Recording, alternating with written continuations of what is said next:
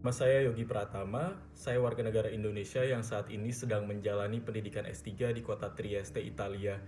Seperti yang kita telah ketahui, sejak tanggal 11 Maret, Perdana Menteri Giuseppe Conte telah mengeluarkan peraturan untuk melakukan lockdown di satu Italia, yang artinya tidak boleh ada lagi atau minimalisasi perpindahan antar kota ataupun masuk dan keluar dari Italia.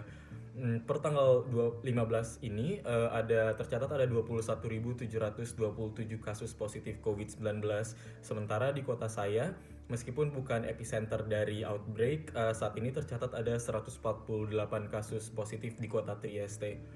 Sehari-harinya sejak keluar peraturan pemerintah, aktivitas perkuliahan, akademik, dan penelitian sudah tidak boleh lagi dilakukan di lab misalnya, kecuali urgent.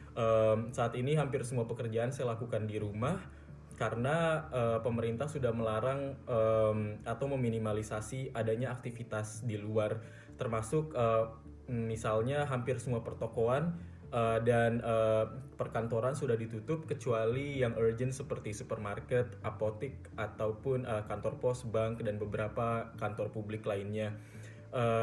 Warga sudah tidak boleh berkumpul dan sudah diberlakukan social distancing minimal 1 meter ketika misalnya berdekatan dengan warga atau misalnya mau masuk ke rumah, mau masuk ke supermarket.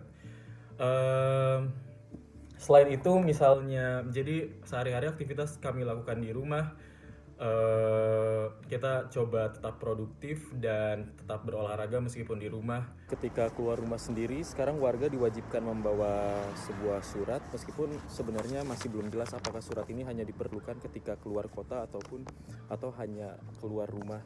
Di surat ini sendiri sudah ada tertulis alasan kenapa keluar rumah, karena sekarang sudah banyak polisi yang berjaga-jaga di luar, dan biasanya bisa mendenda orang yang diketahui misalnya keluar rumah tanpa alasan yang jelas. Biasanya ketika cuaca cerah seperti hari ini, warga Italia pasti akan hangout atau ngumpul di luar.